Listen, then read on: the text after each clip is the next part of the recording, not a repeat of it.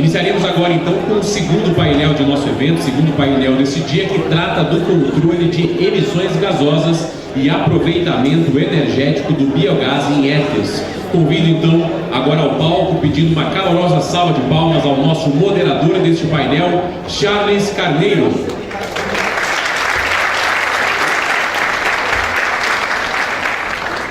Da Sanepar e do ISAI, convidamos ao palco os nossos painelistas. Christoph Platzer, da Rotária.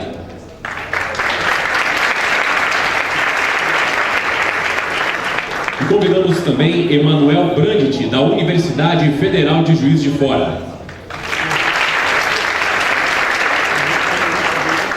Para iniciarmos então os trabalhos, passo agora a palavra ao nosso moderador, Charles Carneiro.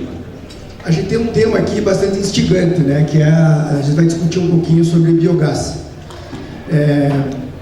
Eu vou fazer um papel bem provocador aqui, pessoal, porque eu até pensei o que eu poderia... Eu gostaria de ficar aqui 1 hora falando desse assunto, né? Porque assim, eu passei pela área de pesquisa da Sanepar, depois fui para a área operacional, na área do esgoto, e onde a gente efetivamente, como o Pegorini bem demonstrou no início da manhã, a gente convive mais com esses problemas associados aí ao tratamento, enfim, a operação de esgoto, desde lá de trás, dentro das redes até à disposição nos rios. E depois agora estou na área de resíduos sólidos, onde também a gente enfrenta lá a situação com o biogás. Bom, certamente vocês vão abordar isso, a gente vai ter oportunidade de discutir um pouquinho melhor depois, no momento do debate, os potenciais, enfim, do biogás no Brasil, que esse é a principal temática, né, desse painel. Então, quais são os principais potenciais, quais são os melhores arranjos econômicos, comerciais para o uso do biogás, qual que é a alternativa de uso, viabilidade socioeconômico e ambiental do uso do biogás. Certamente a gente vai fazer essa abordagem. Mas a gente não pode deixar de destacar alguns problemas, desafios que a gente enfrenta antes de fazer uso. Então, supondo que a gente já tem uma captação bem feita desse biogás, e a gente já tem as alternativas mais ou menos definidas aí no mercado. A questão é de ver viabilidade, alguma melhoria de tecnologia, de performance, de eficiência e tal. Mas, enfim, eu tenho esse biogás coletado lá na ponta, então eu consigo aproveitar essas tecnologias. Mas antes disso, a gente enfrenta um mundo de problemas em relação ao biogás, principalmente em relação a um dos seus componentes, que é o H2S. Então, na operação, a gente enfrenta problemas desde a chegada até aos reatores, depois na coleta, depois na queima, né? A gente sabe que os flares têm pouca eficiência, a maioria dos flares que a gente tem no mercado aí, e por conseguinte, talvez até o flare seja um dos principais pontos de emissão de H2S. Além disso, tem o problema ocupacional, né, da presença do H2S, que também é um outro aspecto, sem falar aí do aspecto de corrosão e várias outras situações, né?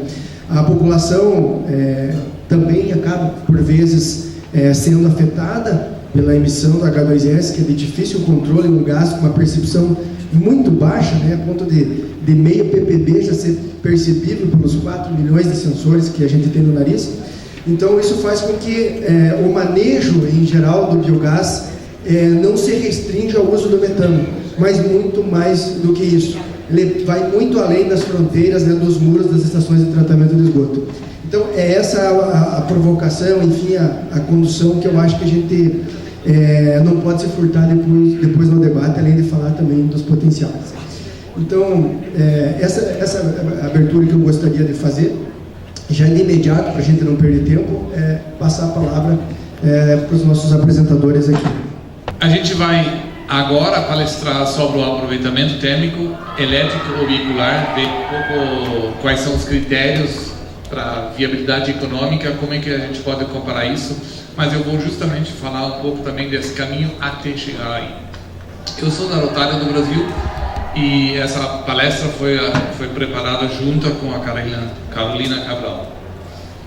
Bem, quando a gente fala de produção de biogás, nós temos basicamente 3 vias que podem produzir o nosso biogás. A gente já falou bastante, reatores UASB. O segundo, que não é utilizado tanto até agora no Brasil, mas eu acredito que deveria ser um caminho utilizado, é fazer coberturas para lagoas anaeróbias e utilizar o biogás dessas lagoas anaeróbias no tratamento do esgoto também. E o terceiro, justamente quando você tem uma situação onde você não quer utilizar um tratamento anaeróbio no fluxo completo do esgoto, você pode tratar o lodo de forma anaeróbia, aonde você concentra o gás em um ponto e pode controlar muito melhor.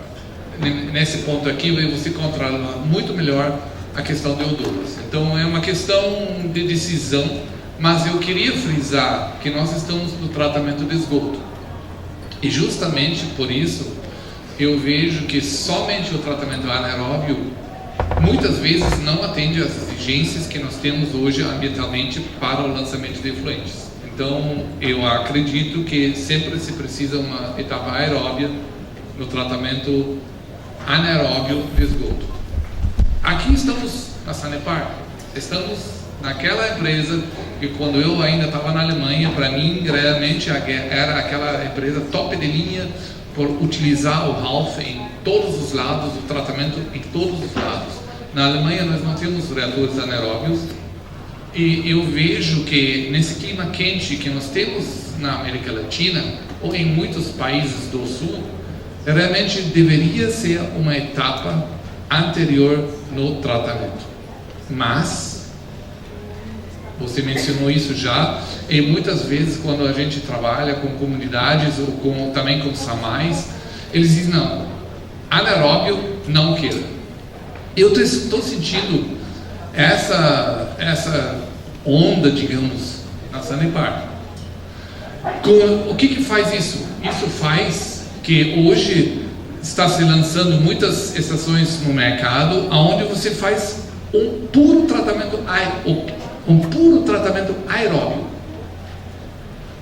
O que significa isso? Eu estou investindo energia para transformar matéria orgânica em lodo, que muitas vezes depois eu até estou lançando junto com o efluente porque eu não estou tratando bem a questão da água de chuva. Então, essa questão deve ser muito bem pensada. Essa estação aqui, que a gente recentemente construiu em Pinhão, aqui no Paraná, é uma estação que recebe 1.200 miligramas de DBO. Será que isso é adequado para fazer um tratamento aeróbio? Eu acredito muito que a gente deveria pensar em combinações do anaeróbio e aeróbio. Utiliza o que é bom em cada processo, que é no anaeróbio produzir energia em vez de injetar energia para reduzir a carga orgânica. Mas utilizar o polimento na parte aeróbia, onde você não pode chegar pelo lento crescimento das bactérias metanogênicas que fariam imensos os reatores anaeróbios. Então você tem que utilizar essa combinação. Jaraguá do Sul foi para esse caminho de colocar o ASB antes do reator anaeróbio, aeróbio, nesse caso aeróbio fluorativado por batelada.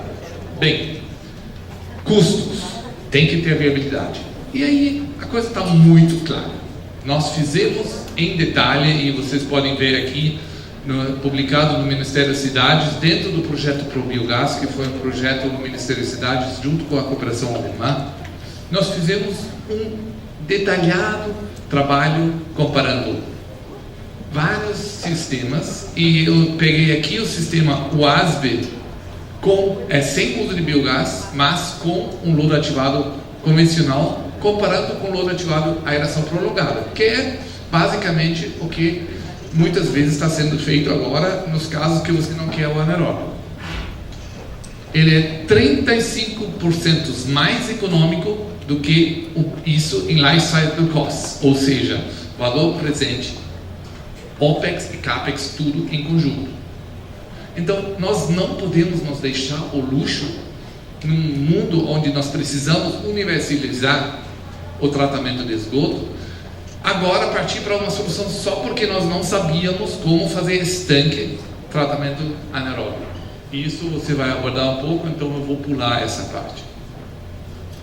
Estamos tratando esgoto anaerobicamente, mas nós temos muitos problemas de odor, nós temos muitos problemas operacionais e a gente tem que combater isso.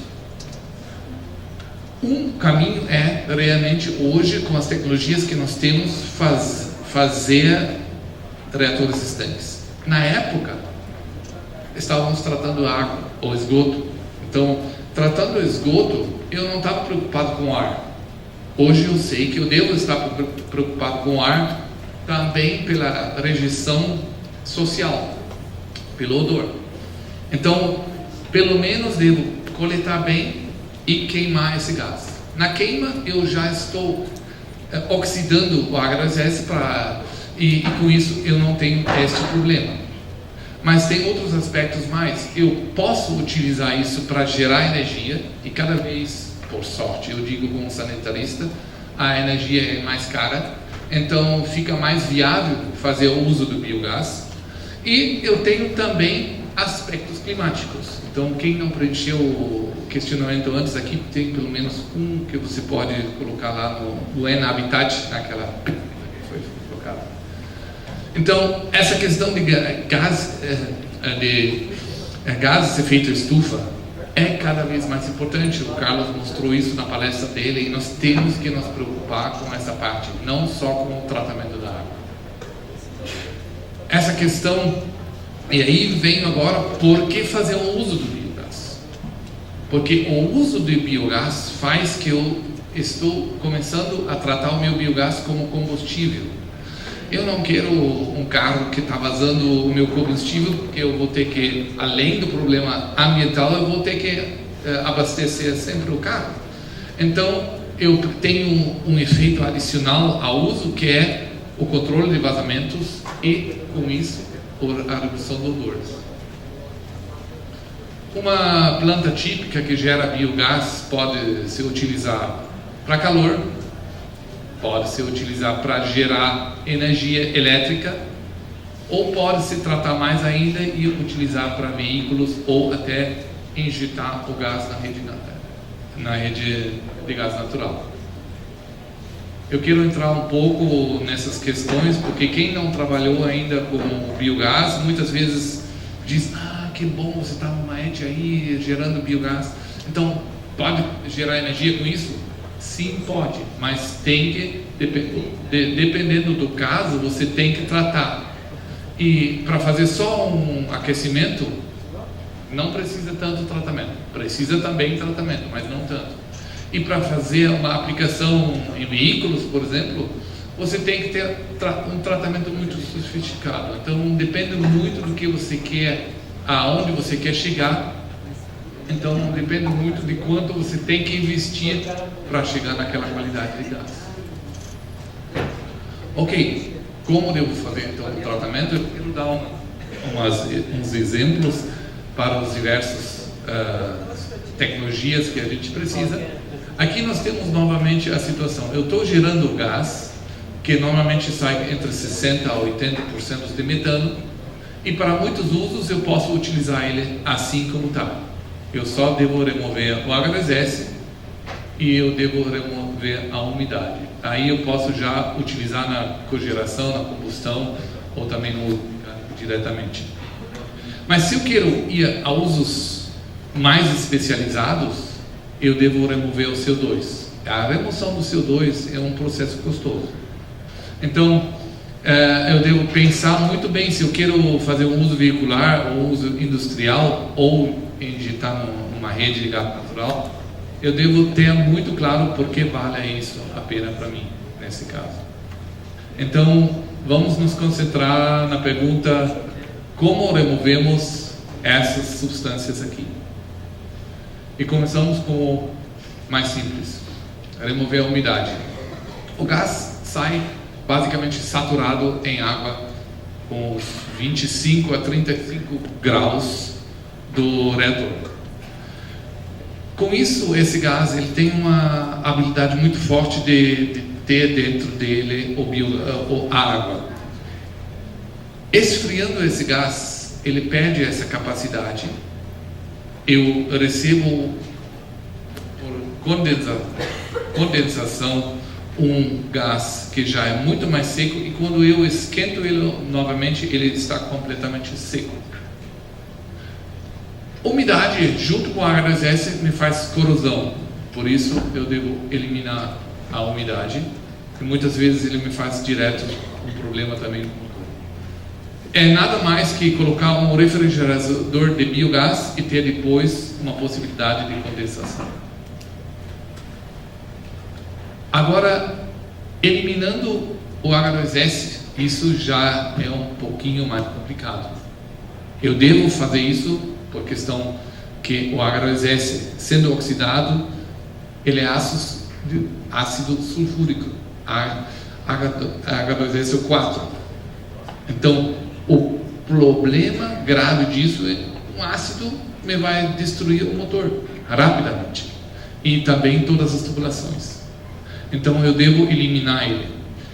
Em casos quando eu tenho concentrações acima de 1000, digamos de 500 miligramas ppm de H2S, eu faço uma biodesulfurização primeiro.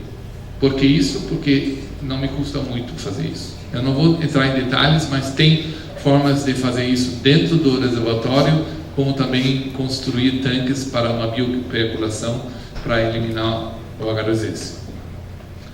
E depois eu tenho ainda um restante de ppms que ainda não seria recomendável muitas vezes para colocar no motor, e neste caso eu utilizo carvão ativado para eliminar esse restante do H2S, entrando no motor abaixo de 100 ppm muitas vezes. Estamos indo no mais complicado, como eu falei para vocês.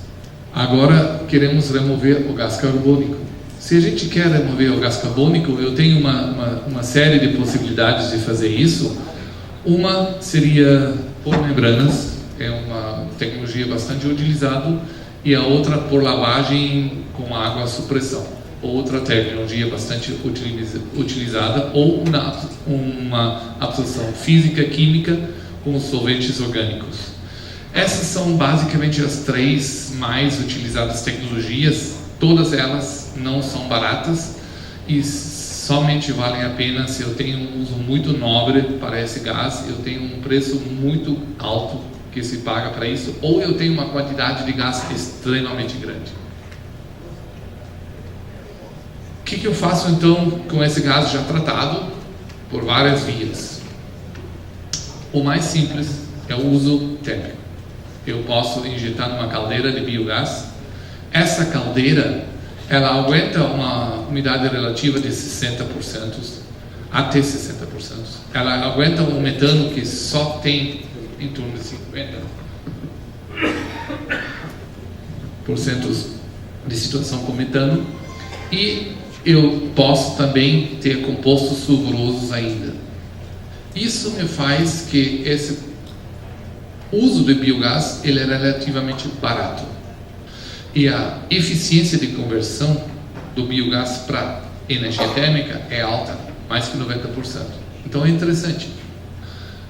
A ET São Jerônimo em Cusco, por exemplo, utiliza o biogás para fazer a calefação do próprio biodigestor, porque lá em Cusco é bastante frio.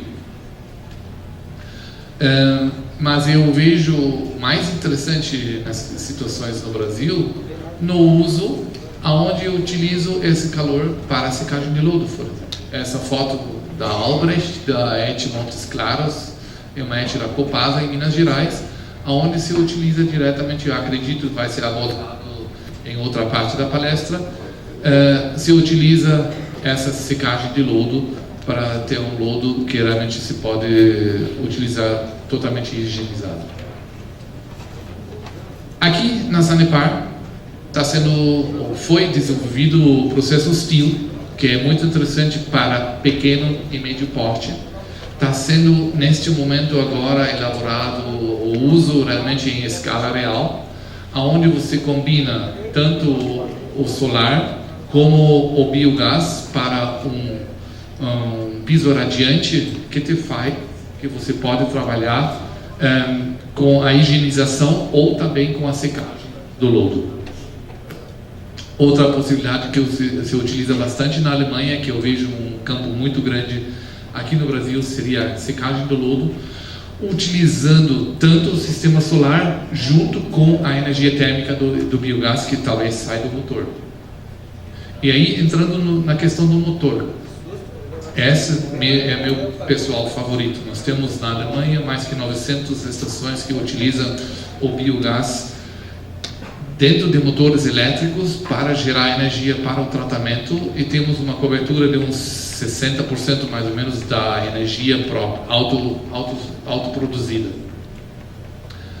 Aqui no Brasil nós fizemos uma experiência na ET Jacuípe 2, dentro de um projeto PID da Embasa, na Coelba, onde nós instalamos num UASB que não tinha ainda uma captação de gás, nós instalamos todo um sistema. É uma palestra em si, de falar sobre todos os aspectos disso. Só quero mostrar umas fotos para vocês, onde nós instalamos o queimador e nós fizemos um reservatório de gás por fora do reator, porque a gente precisava para o motor um fluxo contínuo de gás, e a gente instalou dentro desse reservatório também já a biodesulfurização. Essa biodesulfurização com uma membrana dupla combinada, você chega até o reservatório de membrana dupla para o biogás, e esse biogás saindo desse reservatório, ele vai para o motor, que é controlado via telemetria em vários pontos. Você pode controlar aqui com o celular. O importante é que nós instalamos também um tratamento do biogás. Mas eu quero frisar em outro ponto nessas fotos aqui. Aqui o motor totalmente instalado, bonitinho. Ele está lá hoje, bonitinho, mas ele não está operando. Por que ele não está operando? Porque a operação sustentável é um desafio. Tem dois desafios nisso. Processo novo no Brasil, esse é um motor importado, nós tivemos problemas com peças importadas que demoraram muito tempo para chegar no Brasil. Na Alemanha você tem esse tipo de peça em 2 dias, no Brasil a gente precisou 6 semanas. Ok, pode utilizar um motor brasileiro, mas a possibilidade de um órgão público, e desculpam todos que são de órgão público, mas vocês sabem isso, vocês precisam licitações para tudo. Então, reagir a uma situação de emergência é muito complicado de fazer isso de forma contínua. E cada dia parado é um dia onde você perde viabilidade do teu motor. Funcionando bem, está claro que o lodo ativado para 100 mil habitantes, com o ASB e lodo ativado, ou com ou sem uso, é 9% mais econômico se você tem um uso direto do biogás. Novamente, aqui está o link. Você entra no Ministério da Cidade, bota lá Ministério da Cidade para o biogás, vocês vão achar isso. Eu quero complementar isso com o uso veicular. O uso veicular foi feito aqui no Brasil também na ET Franca, a Sabesp, o Miki está aqui, onde está sendo utilizado o gás gerado, tratado e colocado dentro do veículo. Isso, no meu entender, faz sentido muito quando eu trato de aterros, porque eu tenho uma frota que sai do aterro, coletar o lixo, ele volta para o aterro, então eu sempre tenho o mesmo ponto para onde ela volta. Esses carros aqui, dificilmente todos voltam para essa ET. Por isso, para mim, o uso veicular é muito interessante para aterros, onde eu tenho grandes quantidades de gás. Para ETs eu ia fazer um ponto de integração disso, nós podemos discutir isso. Chegando então já no final, quais são os critérios importantes a considerar? Qual é o uso que eu quero dar para essa energia que eu tenho? Quero utilizar energia térmica, quero utilizar energia elétrica, quero utilizar isso para combustível veicular. Todos têm os seus critérios e você tem que analisar muito bem o tamanho do teu projeto, o objetivo que você tem, os custos que você tem atrelado e as possibilidades que você tem para trabalhar isso. Então, a capacidade operacional é muito importante, porque a viabilidade econômica financeira realmente é verdadeira se você consegue aquela ocupação de tempo com o uso realmente está igual ao teu estudo, senão você perdeu toda a chance de ter um projeto de excelência e qualidade. Na minha opinião pessoal, existem dois usos interessantes e combinados, e são eles os mais interessantes ainda quando eu trato de estações para acima de 75 mil habitantes, digamos. O uso de energia elétrica e a energia térmica para secagem de lodo ou para calefação. Nas menores estações, utilizar o térmico para secagem de lodo, porque para reutilizar esse lodo, a gente tem que pensar nos sedimentos e precisamos eliminar eles para a agricultura. Bem, com isso, mesmo que a experiência lá na Bahia não foi a melhor que a gente teve até agora, porque estamos tratando ainda de recuperar e fazer um contrato de desempenho, talvez para operar ela, eu espero que no Brasil se espalhe esse tipo de tratamentos realmente para todos os lados, e agradeço a atenção de vocês. Manuel, o tempo é seu. Bom, aqui dando continuidade ao tema, vamos agora falar de controle de odores em entes anaeróbias, né? Então aqui as condições de contorno se limitam aos reatores anaeróbios, e a questão de recuperação do metano dissolvido no efluente, para incremento da produção de biogás. Eu vou inverter a ordem do título aqui na apresentação, vou começar falando das técnicas de controle de odores e seguir para a questão relacionada à recuperação do metano. Bom, esse esquema aqui a gente mostra o que a gente chama de emissões de gases residuais, que diferentemente do biogás, são gases que não são colocados de forma concentrada, né, são emissões fugitivas que são encontradas em diversas etapas do tratamento. Vão desde o tratamento primordial, abre aspas, chemical, fecha aspas, até a coleta do efluente, tratamento do biogás e gerenciamento de lodo. Então são emissões de gases odorantes, que podem também levar à corrosão, efeitos à saúde, e uma questão mais recente, a presença de gases dissolvidos no efluente dos reatores, tanto gases odorantes como sulfeto de hidrogênio, como também a presença do metano dissolvido, grandes quantidades de metano dissolvido no efluente. Então aqui, para se ter uma ideia em relação à questão do metano dissolvido, que é uma novidade, a questão dos odores não é mais uma novidade, né?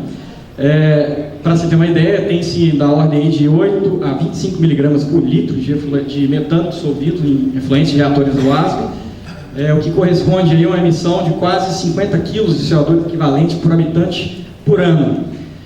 Para se fazer uma comparação, o fator brasileiro de emissão de gases de efeito estufa, declarado aí no inventário brasileiro, para estações de tratamento e disposição de esgoto é da ordem de 69, né? Então, o que demonstra um grande impacto, né, relacionado à emissão de gases de efeito estufa a partir de efluentes de reatores anaeróbios.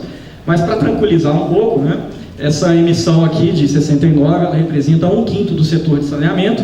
A maior parte das emissões de gases de efeito estufa de metano, né, do saneamento vem de aterros sanitários, e dentro do fator brasileiro, menos de 0,5%, né, do fator brasileiro total de emissão de gases de emissão de metano, né.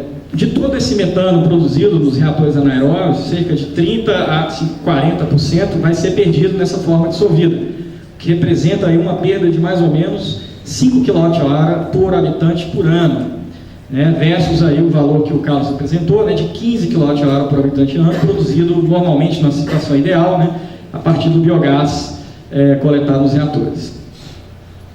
Falando um pouquinho agora da questão dos odores, falando um pouco das medidas preventivas e de monitoramento em relação a odores em estações anaeróbias, algumas medidas gerais para toda a estação, apresentando aqui, algumas foram apresentadas na nota técnica, que será lançada hoje aqui na revista DAE, o uso de barreiras físicas no perímetro, muros, árvores aromáticas, implementação de programa de recebimento de efluentes não domésticos, né, os precentes, isso foi muito falado hoje aqui, no intuito de impedir a entrada de compostos precursores de gases odorantes, né? Então compostos contendo enxofre e nitrogênio principalmente, E o monitoramento desses precursores também, por exemplo, o monitoramento do sulfato nas redes coletoras e nas entradas da estação. Essa questão do monitoramento, ainda no Brasil, ela não é regulamentada no monitoramento de odores em estação. Aqui no Paraná, a gente teve, há um tempo atrás, uma resolução SEMA que exigia essa questão do monitoramento, se eu não me engano, em unidades de odor, mas a resolução atual, ela só indica a necessidade de medidas preventivas e, se necessário, o controle por técnicas de controle de odores, né? Então, esse monitoramento ele fica restrito à necessidade dos prestadores de serviço, em condições de reclamação mesmo, né, da população, e também no âmbito dos processos de licenciamento ambiental e de renovações de licença, enfim, né? Então, são situações, casos específicos.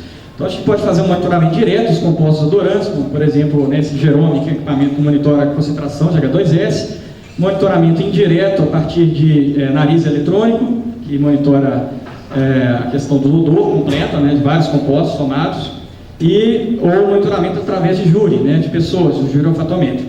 Isso pode gerar aí os famosos mapas de odores, né, que levam em consideração, inclusive, previsões, né, de dispersão de gases odorantes.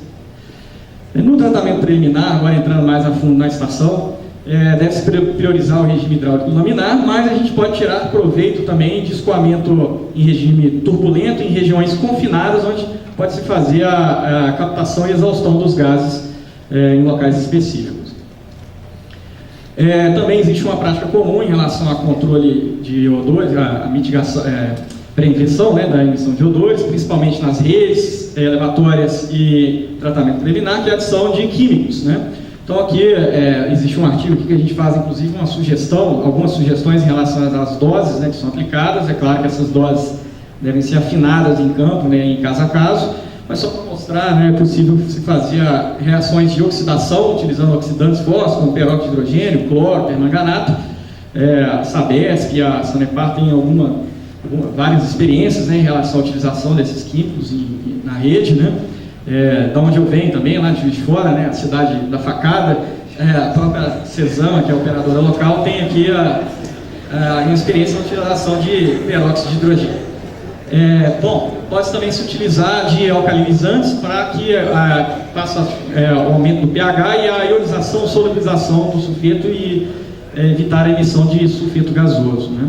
Ou então a adição de nitratos ou aeração, que vai alterar o potencial redox, levando à inibição de micro-organismos que geram o sulfeto de hidrogênio e levando à ativação de micro-organismos que oxidam o sulfeto de hidrogênio.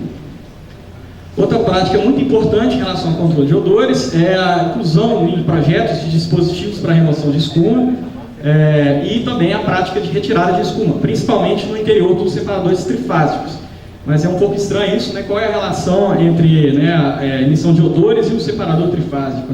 Você obstruindo a saída de biogás aqui no separador trifásico, você aumenta as pressões e as parciais dentro do reator e aumenta a solubilidade dos gases que saem do reator. Então, portanto, há uma maior probabilidade de emissões de gases odorantes nos efluentes dos reatores.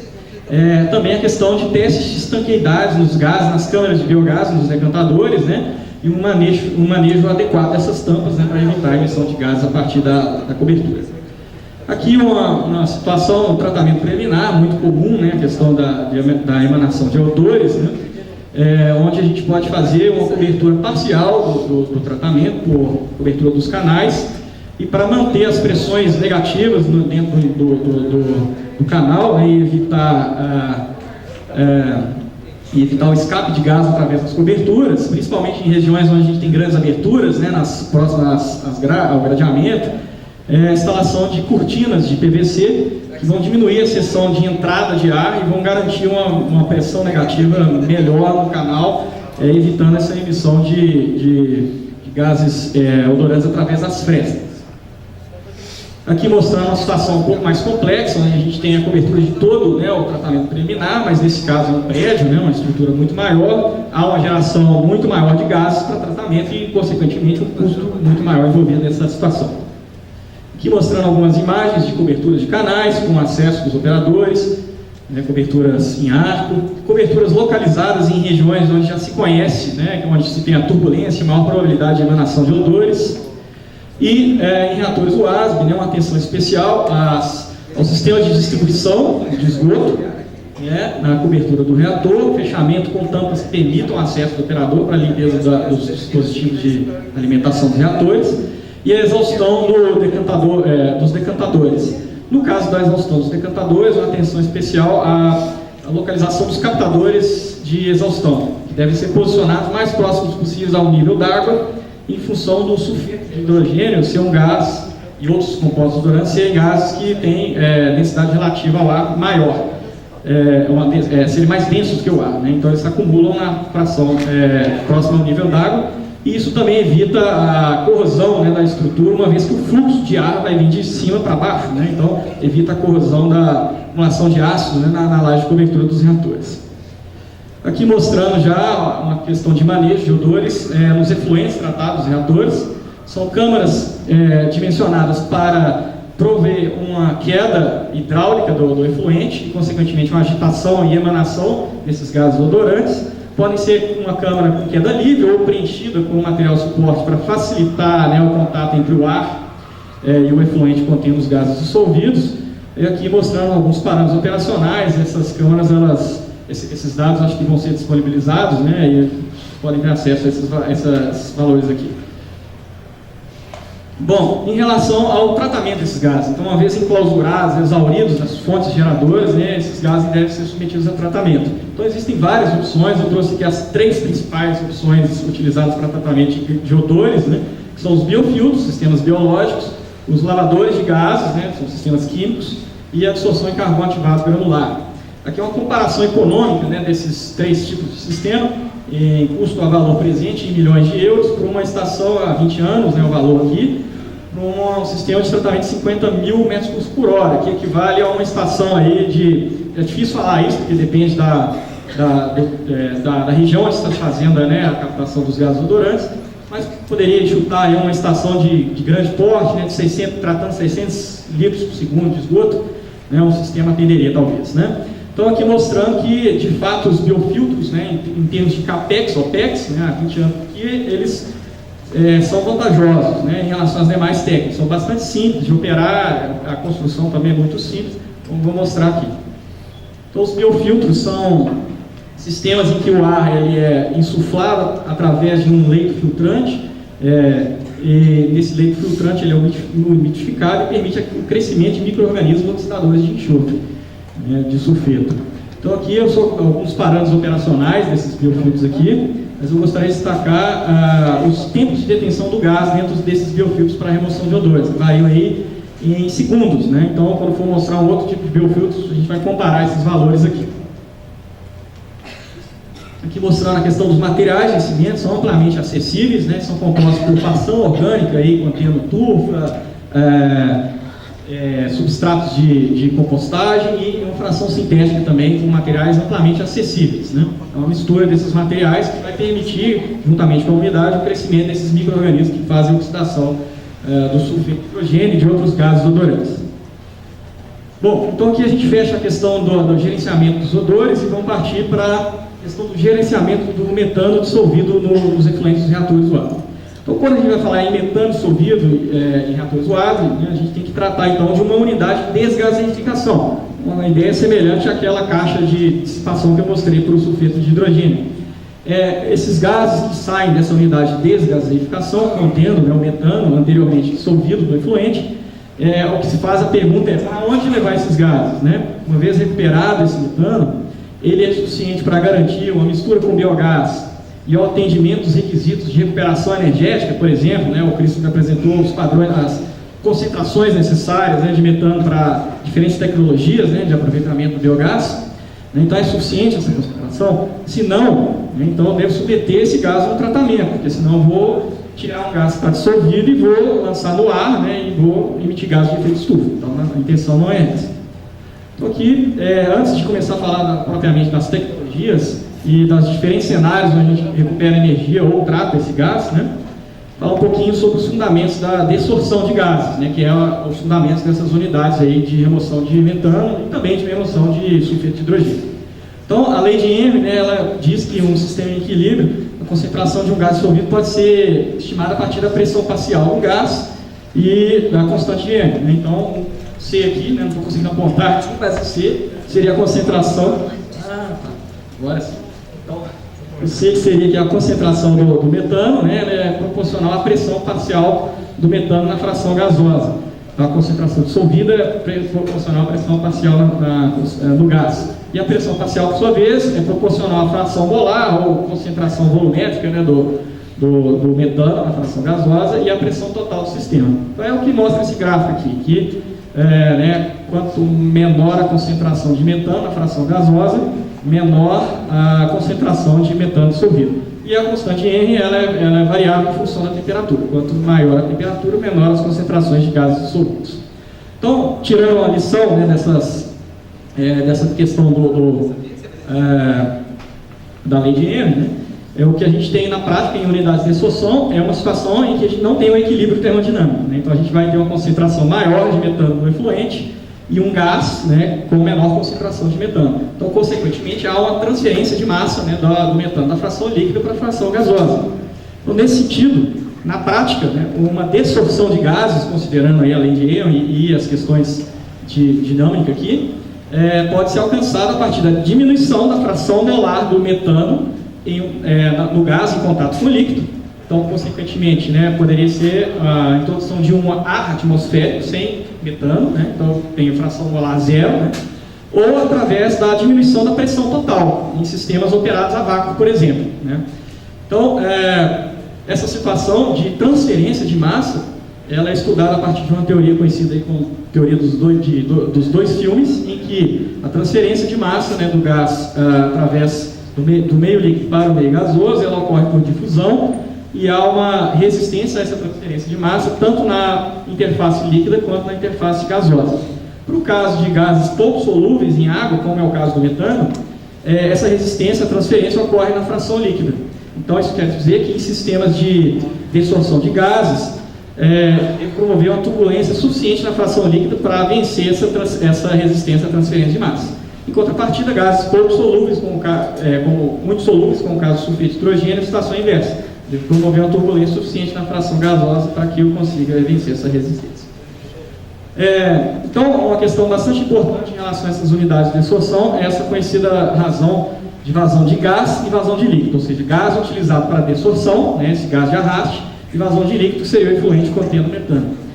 A partir dessa razão, a gente pode estimar a eficiência do sistema e os fatores, um fator conhecido como fator de Strickland, que é um potencial de desorção do metano a partir dessa técnica, né?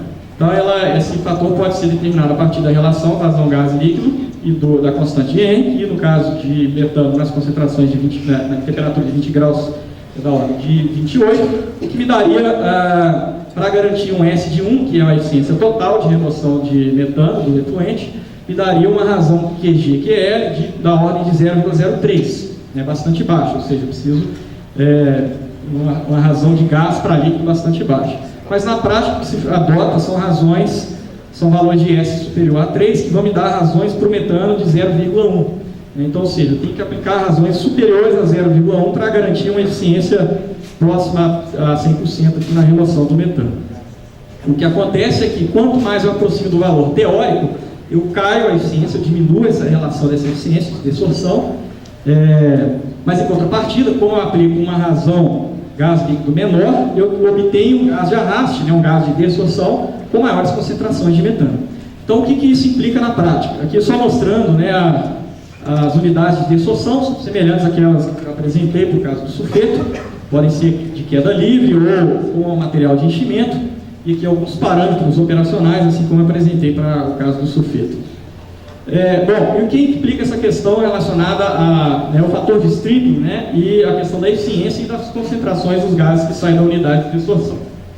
Se eu aplicar uma câmara de desorção com uma razão suficiente para garantir quase a eficiência total, ou seja, né, superior a 0,1, como eu já mostrei, eu garanto quase 100% de eficiência, mas pelo fato de eu aplicar bastante gás em contracorrente, né, com esse líquido, eu obtenho um gás residual com baixas concentrações de metano, o que não me permite misturar ao biogás o aproveitamento ou a recuperação energética desse gás. Então, portanto, eu devo submeter isso a tratamento.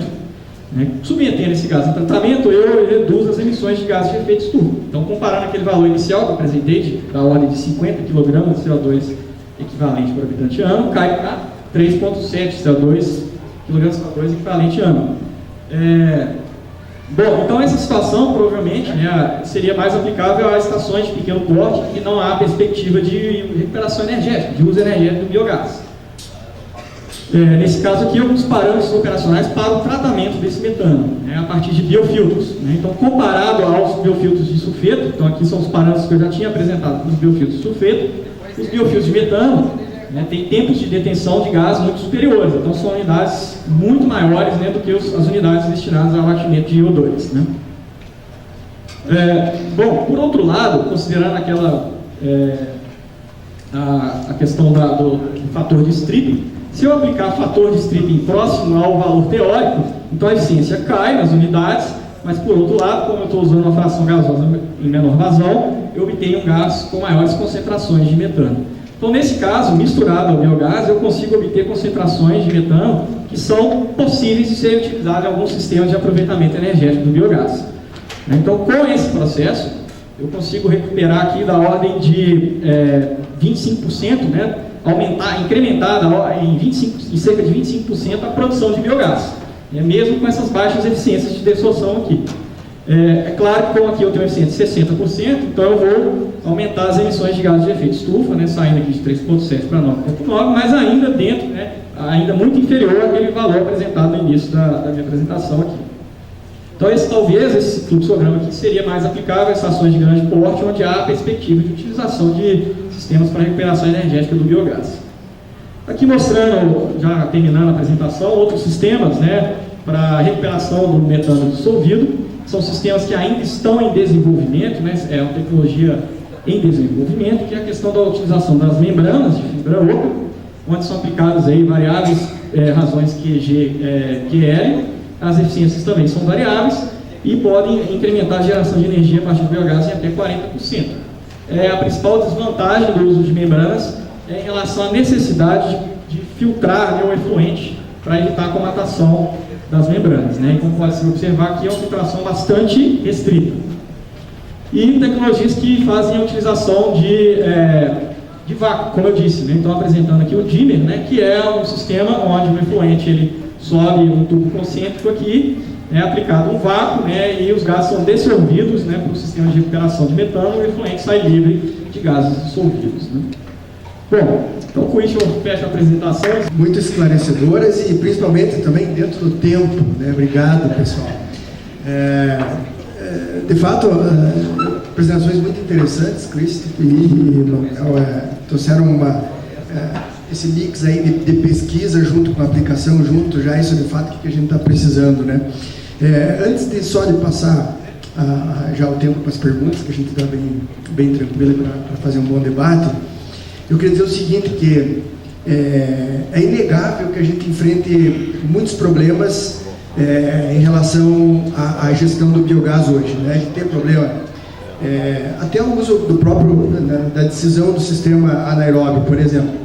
Nós temos problemas com a gestão do gás, população ocupacional mesmo dentro das estações, que a gente não pode também negligenciar, em atingir muitas vezes padrões de lançamento, quer seja por uma entrada de DBO muito grande na estação, mas enfim, a gente tem dificuldades para atingir padrão de lançamento muitas vezes, mas a gente não pode deixar que também problemas de projeto, obra e operação muitas vezes inviabilizem uma tecnologia. Então, se a gente pensar, Gustavo, você tem falado muito isso aí, de que um sistema de load ativado também, mal operado, também dá problema, vai dar problema de todo modo. Então, qual que é a melhor alternativa? É o anaeróbio, é o aeróbio, é o mix dos dois?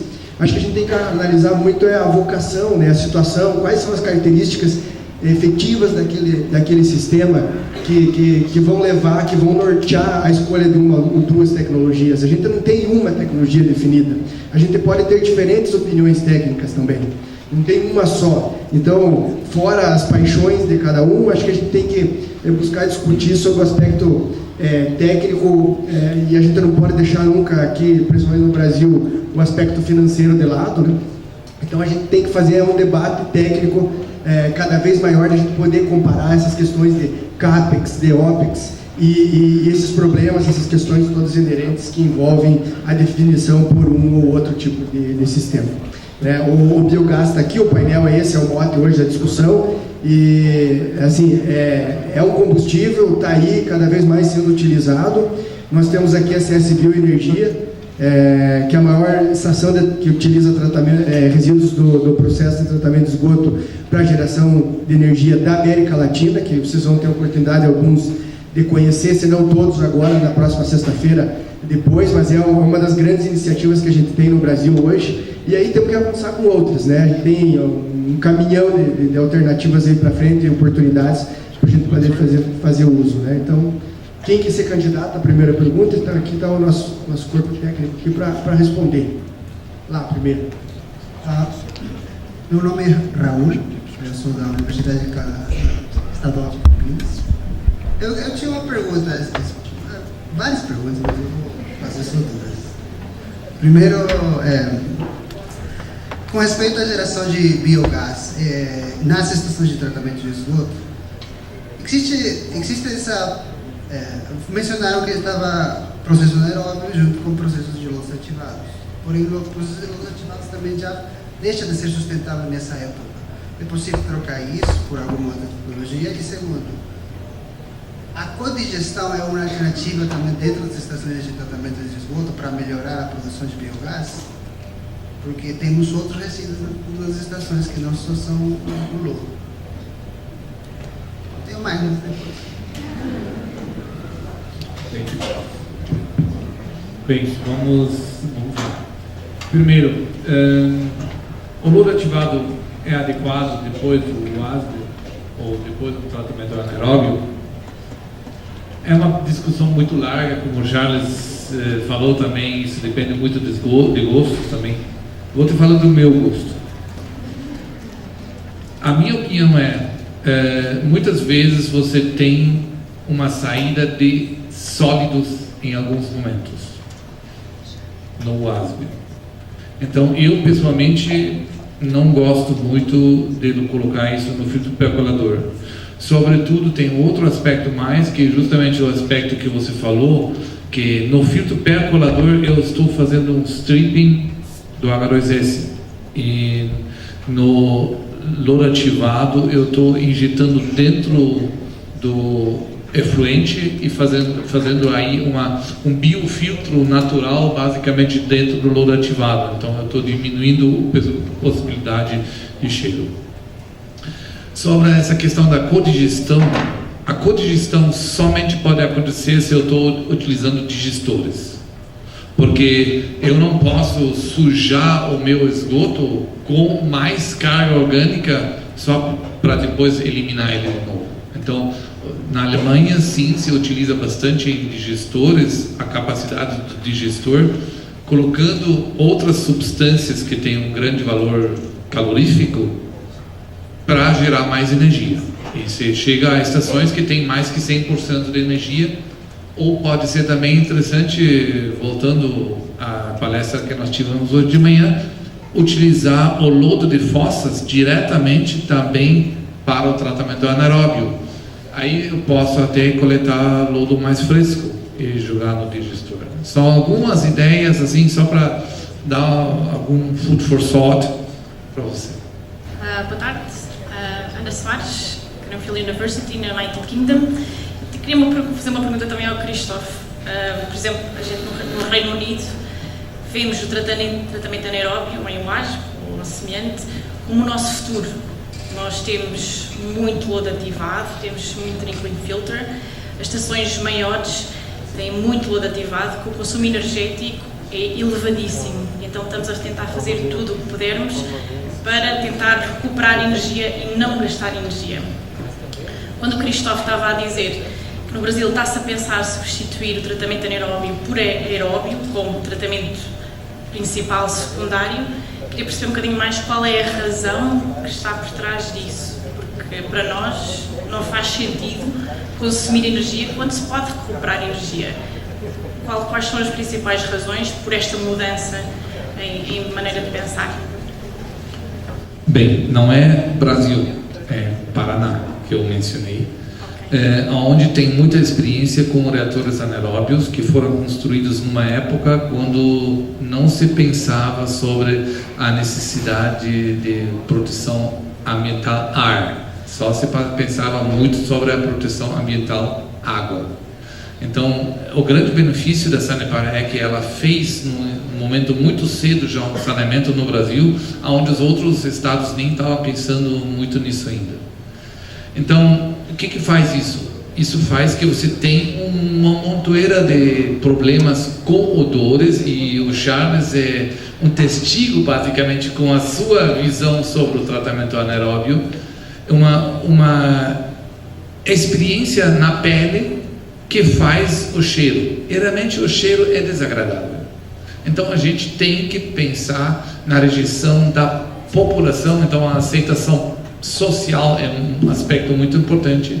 Só que hoje em dia, com o conhecimento que nós temos hoje, com as tecnologias que sabemos como fazer, a gente pode tanto recuperar os UASBs que existem, como os novos já evitar que se tenha saída de gás. E aí eu quero mencionar uma coisa que eu acho muito interessante na Sanepar, que se discutiu muito, a extração ativa. Na minha visão, para reatores que não são possíveis de vedar completamente porque já existem, a extração ativa é uma tecnologia muito boa, que deve ser controlada muito bem para não ter uma situação onde eu estou chegando numa atmosfera explosiva.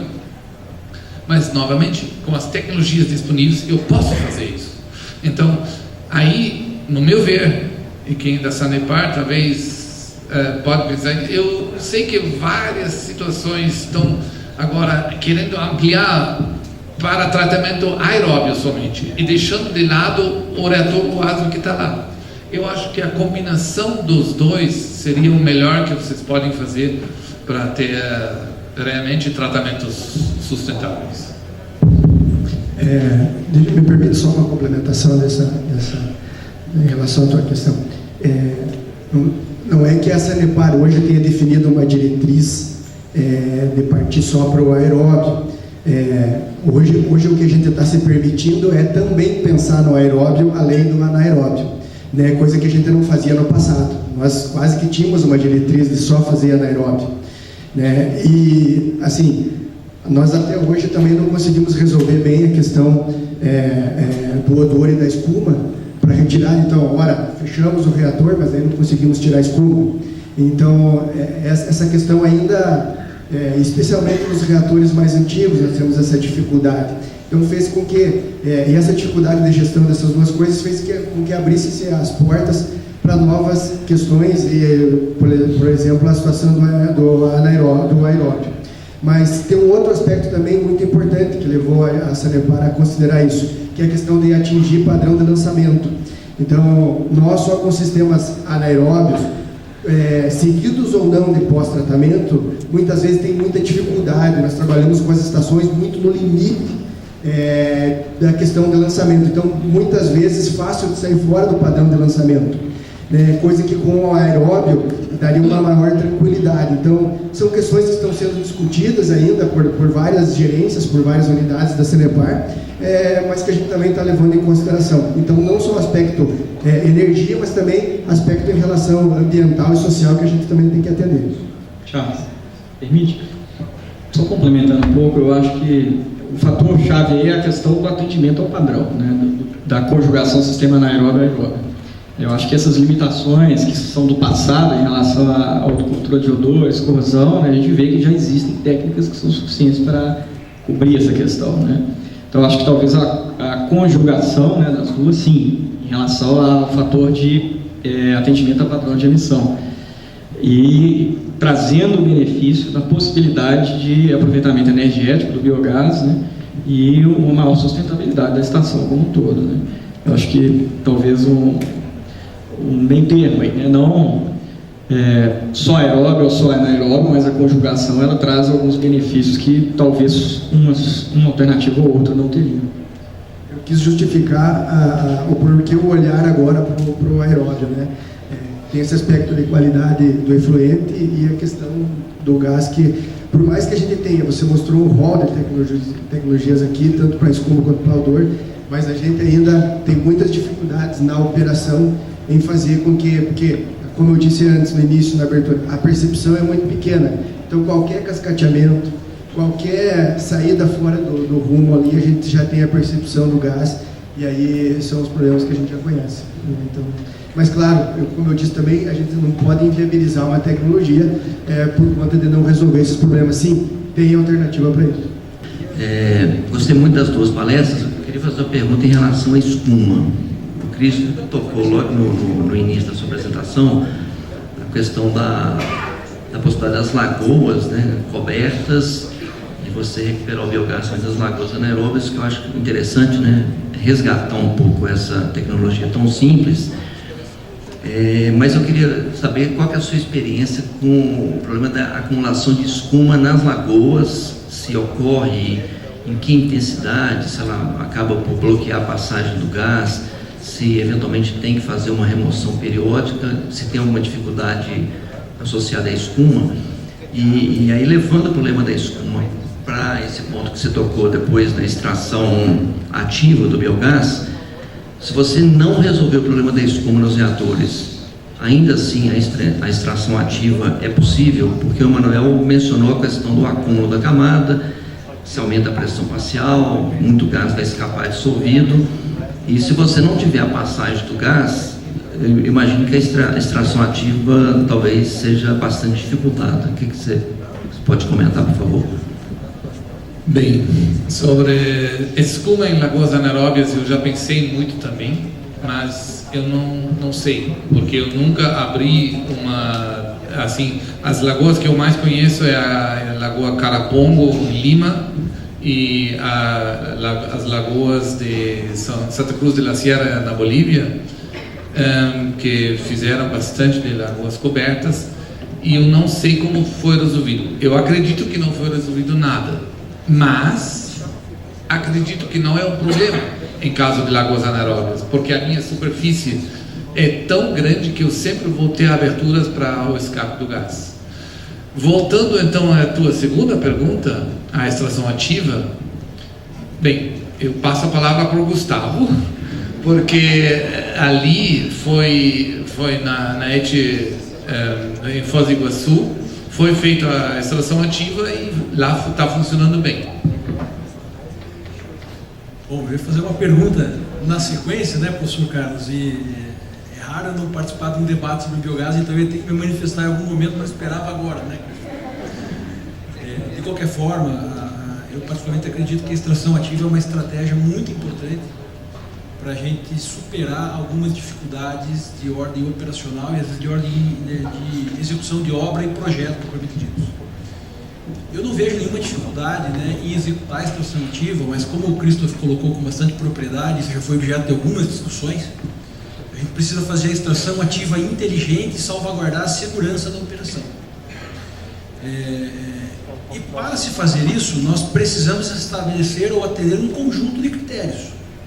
Então, me preocupa numa lagoa, por exemplo, a ampla, né, área de cobertura que você teria que atuar para se fazer a extração ativa.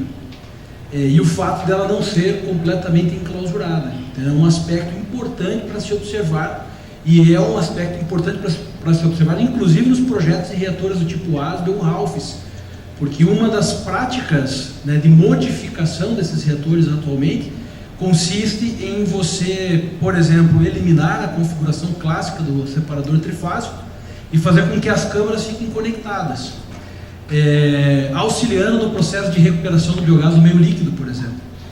Na prática, quando a gente aplica essa ideia, que outrora poderia ser muito boa, a gente verifica algumas dificuldades. Motivo: a superfície passa a ser muito grande e levaria ao dimensionamento do compressor, que nem sempre seria compatível, né, com aquilo que se quer efetivamente como resposta, né?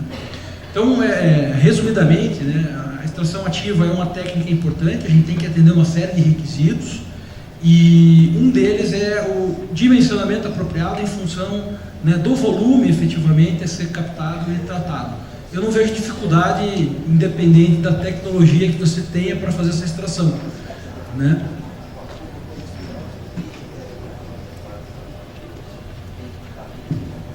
Não, eu diria que ela... Pergunta, por favor.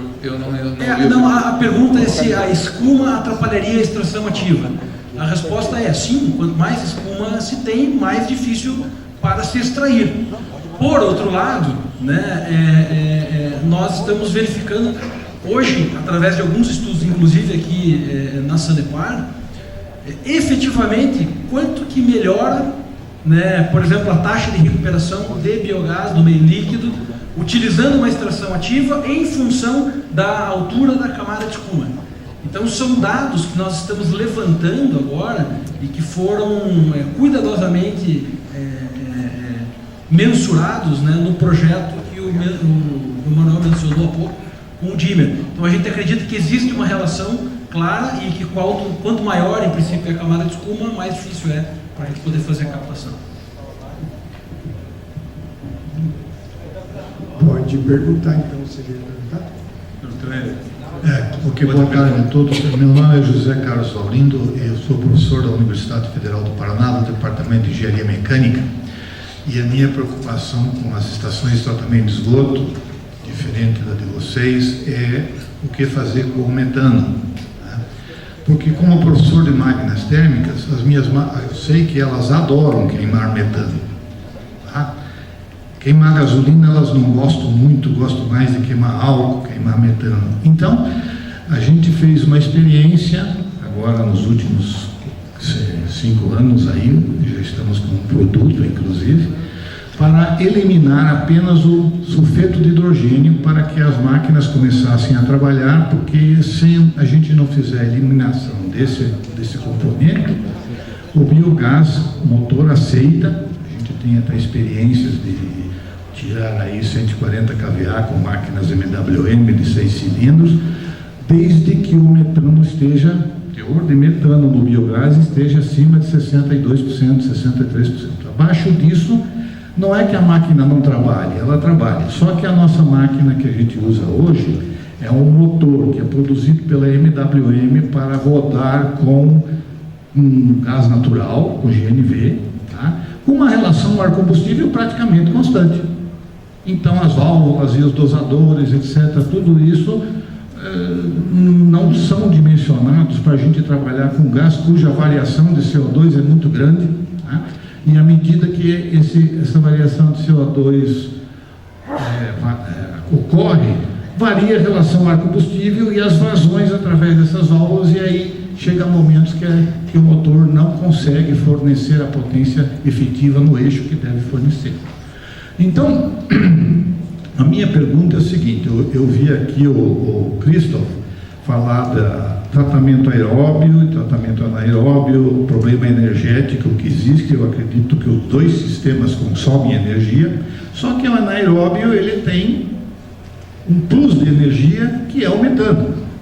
Então, a minha proposta que eu faço é trabalhar em conjunto aí, talvez colocar entre o processo aeróbio e o processo anaeróbio uma central de geração de energia elétrica, filtrando o H2S direitinho, e eu acredito que a gente vai deixar essa estação autônoma, porque nós vamos conseguir gerar energia elétrica para acionar os agitadores, as bombas, e etc., né? Do processo aeróbio, que consome mais, então, e eu acho que até do anaeróbio, que o consumo é menor, né?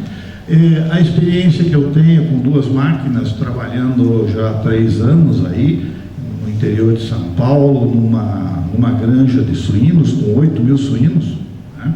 Gerando biogás, que há 3 anos atrás, quando eu cheguei lá, eu fiquei até com um pouco de medo, porque aquele biodigestor de lona plástica, eu achei que ele estava muito comprimido.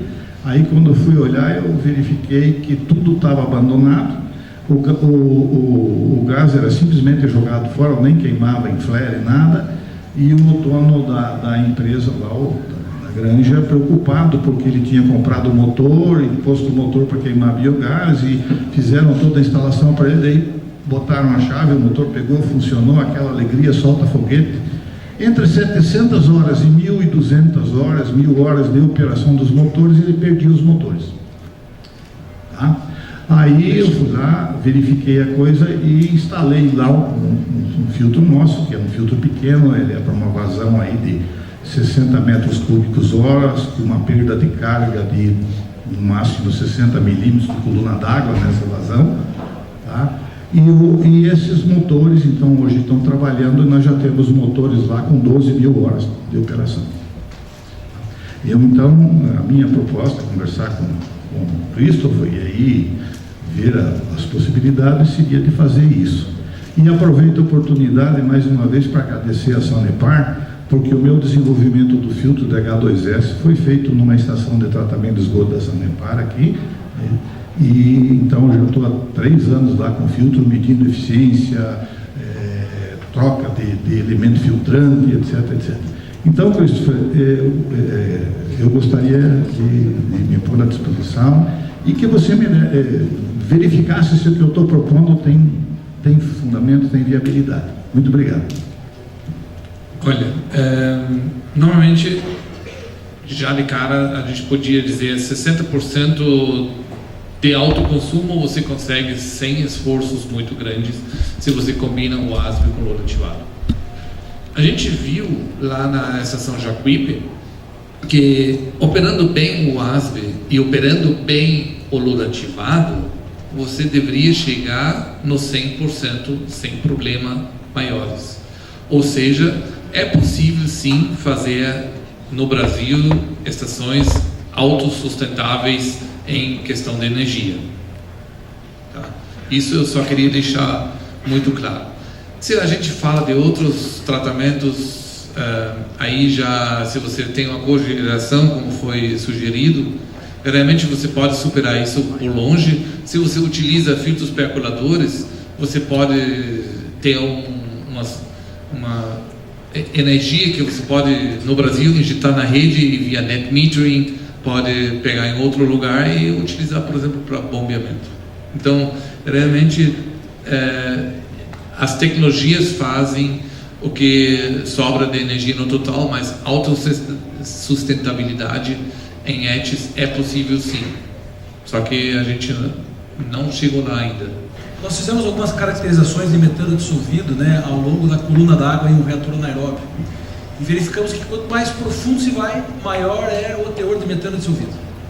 Isso está nos levando à seguinte preocupação, né, e à seguinte perspectiva. Será que eu não poderia captar o esgoto num ponto diferente do reator, que não só a superfície ou saída dele, para efetivamente majorar a minha taxa de recuperação de biogás em uma estação de tratamento de esgoto? Dado esse cenário que você apresentou, a pergunta é: qual é a tua opinião, né, Christopher, se sentia à vontade para poder falar um pouquinho sobre isso também, se isso já passou, né, pela cabeça de vocês, e se isso é uma preocupação pertinente, se a gente deve de fato ir por esse caminho? Acho que sim, é uma preocupação interessante essa ideia, né, de pegar e dissolver o metano em pontos que não seja no efluente tratado, né? Isso complica um pouco mais o fluxograma, mas acredito que seja opção, principalmente dentro do separador trifásico, né? Então, acho que uma captação dentro do separador trifásico para uma unidade de desorção paralela ao reator, né, seria interessante. Agora, isso precisa de pesquisa para ser desenvolvido para fazer isso, para ver se isso é suficiente para garantir que o efluente final tenha concentrações baixas de metano dissolvido. Ou seja, se eu fizer um sistema paralelo de recirculação, por exemplo, de uma tomada dentro do separador trifásico, isso garantiria uma concentração baixa de metano no efluente, já que a gente também quer recuperar mais biogás, gerar mais energia, mas também a gente tem que ter a preocupação com a emissão de gases de efeito estufa. Então, em relação à preocupação de gases de efeito estufa, eu ainda fico com essa dúvida também, se essa opção seria a melhor, né? Então, por conta ainda da possibilidade de gases dissolvidos no efluente. Alexandre, da Casamp. Eu queria fazer um link com a palestra anterior sobre a questão da gestão da rede, né? Nós, na Casamp em Florianópolis, temos alguns casos de reatores anaeróbios, né? E vou citar 2 casos. Um reator anaeróbio com vazão de 185 litros por segundo, uma rede, então, relativamente grande. A concentração de entrada, por exemplo, em termos de DBO, média, 250 miligramas por litro. Num outro cenário, com 10% da vazão, 10 litros por segundo de operação, um outro reator, DBO de entrada de 500 e pouco, DBO médio. Então, aparentemente, parece para a gente que é mais viável, né, a produção de biogás nas estações pequenas por causa das redes curtas. Mas isso é um pouco contraditório com a questão do aproveitamento econômico de ganho de escala dessas unidades, né? Queria que o Christoph e o Emanuel também pudessem abordar um pouco essa questão, que isso é uma dicotomia ou não, né? Porque aonde eu tenho condições de produzir mais, eu não tenho escala econômica para isso por causa dos problemas de rede. E uma outra questão, assim, que passa um pouco em paralelo a isso, é a questão de a gente hoje tem a oportunidade e um grande desenvolvimento da geração de energia distribuída pela fonte fotovoltaica, né? E como vocês acham, né, que essa interface da geração distribuída fotovoltaica pode contribuir ou então, de certa forma, relegar para um segundo ou terceiro plano o aproveitamento energético do biogás? Sendo de Florianópolis, eu sei de quais estações você está falando, e eu te digo claramente, para mim é uma característica da rede em si. Não depende, não é que a estação pequena tem sempre esgoto mais concentrado, a estação grande tem esgoto mais diluído.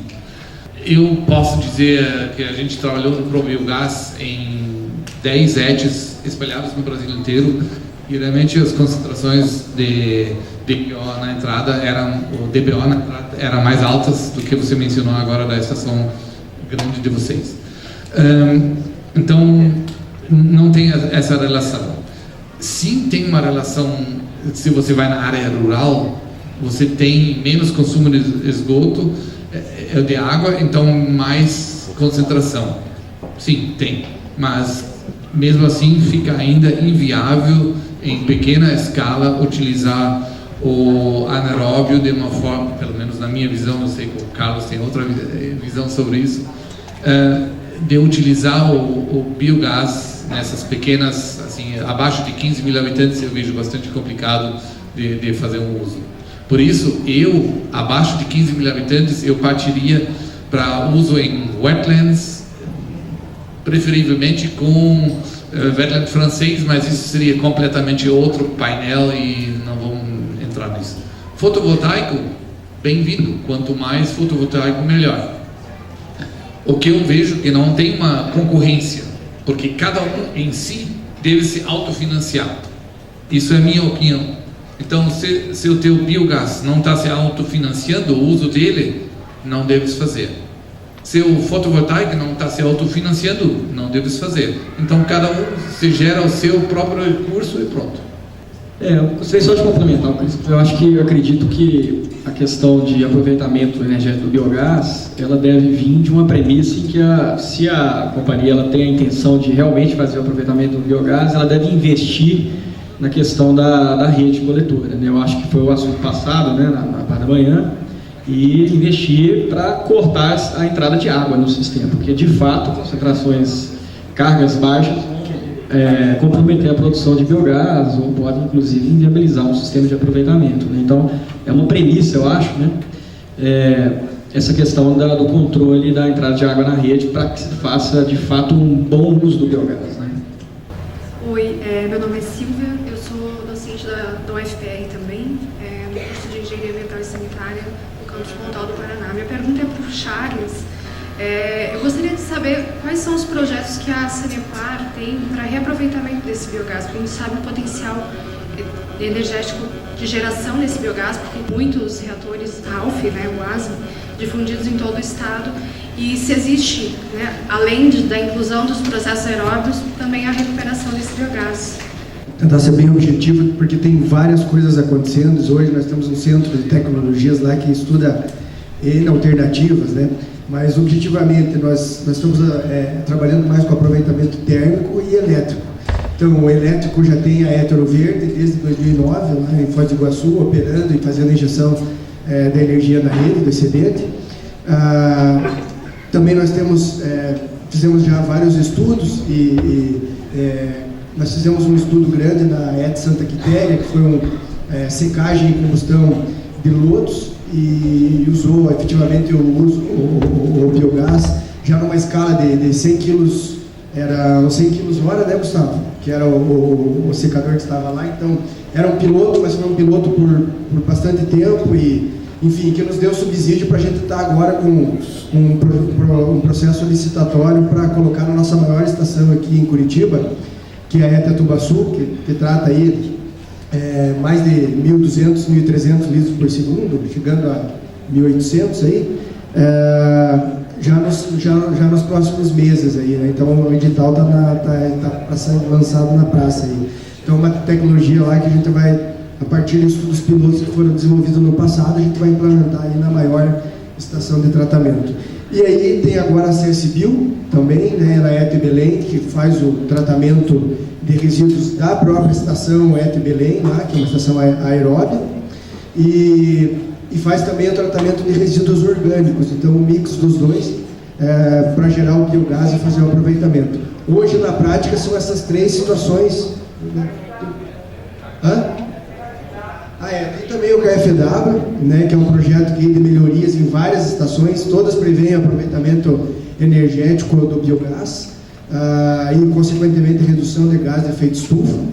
Então, são várias iniciativas que a Sanepar está vendo. Como o Christopher falou, esses números aí, 75, 100 mil habitantes de um sistema, nós temos aí pelo menos umas 20 estações que a gente teria potencial de fazer aproveitamento energético do biogás. Né? Então, a gente tem o aproveitamento térmico, tem o elétrico, e estamos vendo aí diferentes situações para poder avançar. Né? Vai depender de cada situação. E por último, só, pessoal, eu queria fazer foge um pouquinho aqui, mas por conta da condição que a gente teve de ficar um tempo junto à área operacional e vivenciar todo esse problema, eu queria falar um aspecto que trata da educação ambiental, que sai um pouquinho só do viés técnico que a gente está trazendo aqui. Então, quando a gente enfrentou esses vários problemas, eu cheguei até num determinado momento, recebi uma mensagem lá no domingo, bem tranquilo, assistindo o futebolzinho da tarde, um WhatsApp dizendo o seguinte: eu queria que a tecnologia tivesse avançado de tal forma que eu pudesse transportar você para cá, agora para dentro da minha casa, para você sentir o fedor que você está aqui dentro agora. Então a gente chegou nesse tipo de situação assim, que fez com que nós, naquele momento, criássemos um grande grupo de trabalho que envolvesse não apenas as questões técnicas, de fazer diagnóstico, de melhorar processo e tal, mas de sair de dentro da estação e conversar com a população. Então, Hernani, onde está o Hernani, a gente fez muita coisa lá, de trazer a população para dentro, de conversar, deles entenderem. Eles achavam que em determinado momento, de repente, a gente abria uma válvula e soltava aquele fedor para todo mundo, né? Que não era a questão do processo, inerente ao processo, né? E viram efetivamente quanta coisa que a gente estava fazendo lá dentro da unidade, né? Que aquilo lá não era jogado, as traças que eles viam, aquele murão, não. Lá dentro é algo muito cuidado, que eles não viam um papel de bala jogado no chão, nem nada. Então, quando a gente fez isso, a gente conseguiu, e depois, felizmente, um tempo depois, eu recebi também uma mensagem dessa mesma moradora agradecendo, né, pelas ações que a gente tinha feito e pela abertura. Tanto que, inclusive, eles propuseram se a gente não abria as estações de tratamento ali, para que eles pudessem fazer caminhadas com os filhos aos domingos, e corrida e no final do dia e tal. Eu falei, não dá, não é para tanto assim. Né? Mas esse trabalho de comunicação, de educação ambiental, de chegar a informação à população, e que o INCT agora tem 2 ou 3 CTCs aqui que tem essa possibilidade, isso eu acho que é muito importante também. Então, vocês gostariam de fazer algum destaque final, pessoal? Fiquem à vontade, nós temos aí 2, 3 minutinhos para isso. O destaque final que eu queria fazer é, realmente, na minha visão, o anaeróbio junto com o aeróbio, utilizando para fazer as ETs mais sustentáveis e, como eu falei também, economicamente mais sustentáveis, acredito, é o primeiro passo que eu tenho com todos os tamanhos de ETs. E acima de 75 mil habitantes, realmente também utilizar esse uso da energia do biogás para a energia elétrica. Isso é um passo, no meu ver, nós estamos cometendo um erro, quase um crime, de não utilizar esse gás para esse tipo de tratamento. Então, realmente o que você falou, fazer redes autossustentáveis, não é um sonho, é uma possibilidade que a gente só tem que executar. Nós gostaríamos de agradecer aos participantes, convidar a todos ao coffee break servido ali fora agora com mais comidas orgânicas de produção local, e nós retornaremos pontualmente às 16 horas com o nosso terceiro painel.